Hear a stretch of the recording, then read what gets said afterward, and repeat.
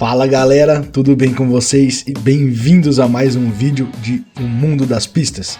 Para quem não me conhece, eu sou o Mano Lois e hoje a gente está começando uma trilogia especial sobre a lendária WEC, World Endurance Championship, que é o campeonato mundial de resistência. Então no primeiro episódio a gente vai falar dos protagonistas dessa etapa, dessa categoria, que são os Hypercars.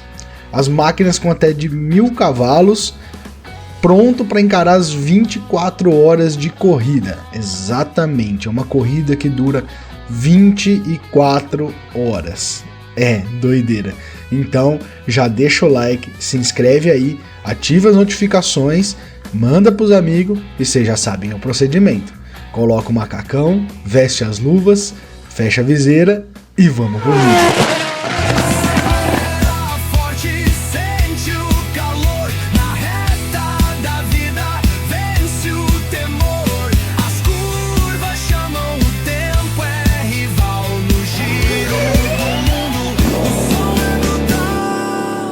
Então, o que é a WEC? A WEC é um campeonato de corridas de longa duração, que inclui eventos de 6 horas, 8 horas e, é claro, as corridas famosas de 24 horas. As provas não só testam a velocidade dos carros, mas também a confiabilidade deles. E o trabalho de equipe, obviamente, porque o carro ele tem que aguentar as 24 horas, correndo sempre com o pé embaixo. E é claro que o jogo de equipe é muito importante, porque não é apenas um piloto, obviamente, que vão correr todas essas horas de corrida. Pelo contrário, são 3 pilotos por equipe, tá? Então, tudo depende realmente de uma estratégia impecável, uma confiabilidade do teu material ali, no caso o seu carro. Cara, é doideira essas corridas. E é claro que no topo dessas disputas estão os Hypercars, que é a categoria principal da atualidade. Digamos que ela pode se comparar ali na Endurance, basicamente a Fórmula 1 da Endurance, vamos dizer assim. Então, tô falando Hypercar, mas o que são esses Hypercars, né? Da onde surgiu isso daí? Os Hypercars, eles vieram para substituir os antigos LMP1, que vieram a partir de 2021, esses Hypercars. Esses são carros de protótipo que combinam potência, aerodinâmica de ponta e eficiência híbrida, assim como na Fórmula 1. Alguns modelos eles são baseados em carros de rua, outros são totalmente protótipos, que são os casos dos Hypercars. A potência combinada é de cerca de 670 cavalos até 1000 cavalos, depende do sistema híbrido. A velocidade máxima é a mais de 330 km por hora. Eles têm tração traseira ou integral, e com um sistema híbrido ativado, obviamente. O peso mínimo desses carros é de 1030 kg, conforme o regulamento. Eles utilizam pneu Michelin, além disso eles têm o controle de consumo de energia, isso pré-setado no painel do carro, e sistemas de freio regenerativo, que você pode aumentar a sua regeneração de energia, como também diminuir. Falando sobre os carros, que eu acho que é a parte mais doida dessa categoria, a categoria tem atraído muitos carros de muitas montadoras. Então, a cada ano vem aumentando cada vez mais. Nesse ano de 2025, nós estamos com algumas montadoras de Hypercar. Que nós temos a Toyota, com seu modelo GR010 Hybrid, a Ferrari 499P, que inclusive foi a vencedora das 24 horas de Le Mans de 2025, o Porsche 963, Peugeot 9X8, cara, eu acho esse carro maravilhoso, o Cadillac V-Series R, BMW M Hybrid V8, Alpine A424 e agora temos também a Aston Martin. A Aston Martin também entrou com seu carro aí, com motor, cara, o motor deles é V12. E claro também que temos ainda Lamborghini e a Isotta Fraschini, ela participou nos anos anteriores, nesse ano a gente já não tem mais. E é claro que toda essa combinação de marcas, ele ficou muito conhecido como Dream Team, né? O time dos sonhos. Cara, é maluquice ver todas essas montadoras disputando uma única corrida.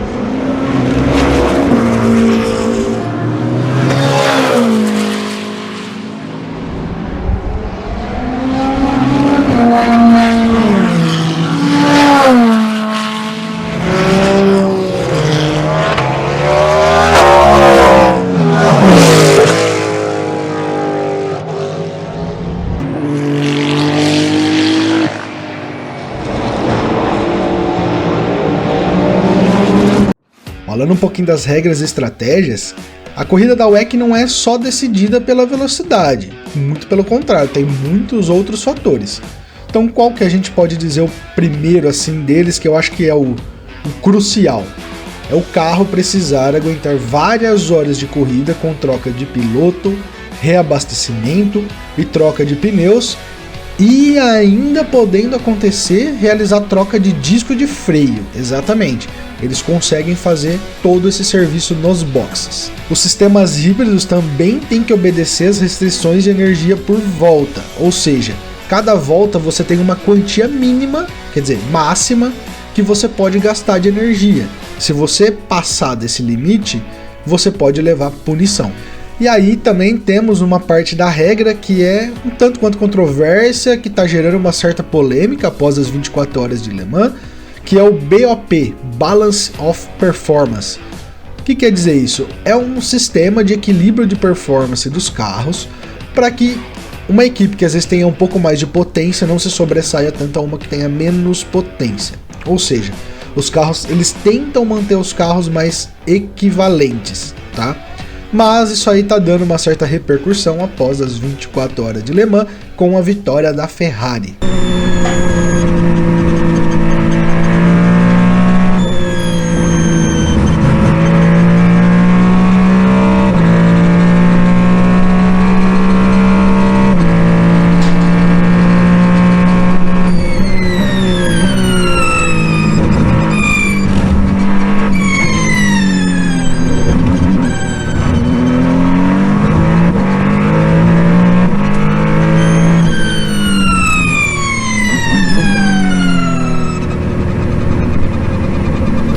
E obviamente que o planejamento de pit stop numa corrida de 24 horas tem que ser extremamente preciso, tá?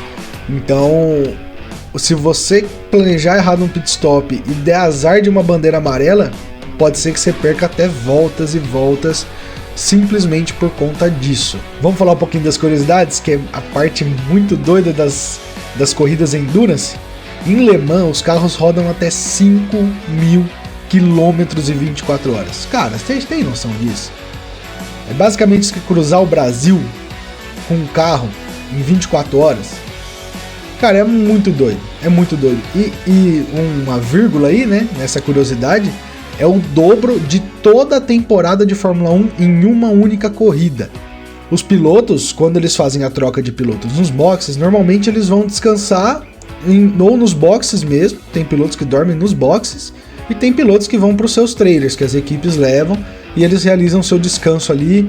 Eles fazem acompanhamento com fisioterapeutas, porque o corpo sai muito cansado do carro, então normalmente eles fazem aqueles banhos de gelo para o corpo relaxar, porque dali umas 3 horinhas eles vão ter que voltar para o carro de novo. A comunicação por rádio e o gerenciamento eletrônico são fundamentais para essa corrida, então sempre tem um engenheiro ali acompanhando o seu piloto a corrida toda. Assim como qualquer categoria do automobilismo, as montadoras usam o WEC como laboratório para os carros de rua, exatamente. Tanto que, eu vou até colocar uma foto do Peugeot, o carro da Peugeot, da WEC. Vocês vão ver o farol dele e eu vou colocar um carro de rua da Peugeot. Vocês vão ver que é idêntico, porque eles utilizam tudo isso como realmente um laboratório vivo. E um dos exemplos é o sistema híbrido da Toyota, que foi desenvolvido na WEC, tá? E hoje a gente já vê nos carros da Toyota, assim como o Corolla híbrido, o Corolla Cross híbrido e aí como outros carros da montadora. Bom, falando aí dos hypercars no automobilismo virtual, já que é o nosso mundo, né?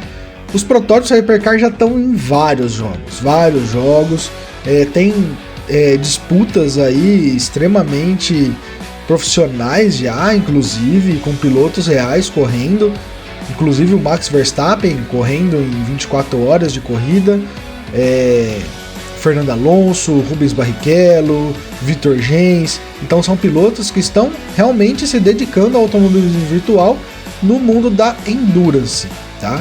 Então vamos falar de alguns jogos aí que os hypercars estão aparecendo e tendo muito destaque. Um deles é o R-Factor 2. Eu não jogo R-Factor 2, então eu não consigo opinar muito. No iRacing, obviamente, é aquilo que eu falei no outro vídeo, Vai ser difícil uma categoria que eu for falar aqui que não tem no iRacing, tá?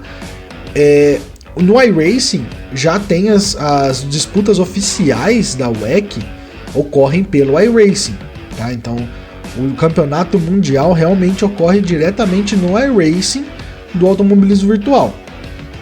Um jogo que eu estou jogando muito ultimamente, que eu vou trazer vídeo para vocês para falar especificamente de um único carro, é o Le Mans Ultimate, tá? Hoje é o jogo que eu mais estou jogando e, cara, é muito real esse game. Tanto graficamente, tanto o som dos carros, comportamento dos carros, cara, é muito bacana. Green flag.